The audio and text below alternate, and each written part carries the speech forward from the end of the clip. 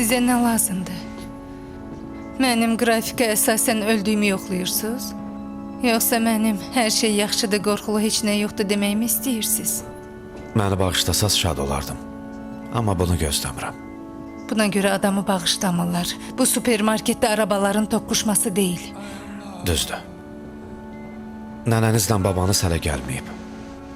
Əgər vaxtında çatmasalar, onlara nəsə deməyimi istəyirsiniz?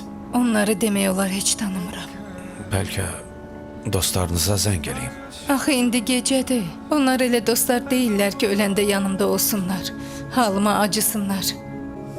Heç nəyi çatdırmadım. Heç övladım da yoxdur. Mən öləndə dünyada heç nə dəyişməyəcək. Siz indi rahat ola bildiniz.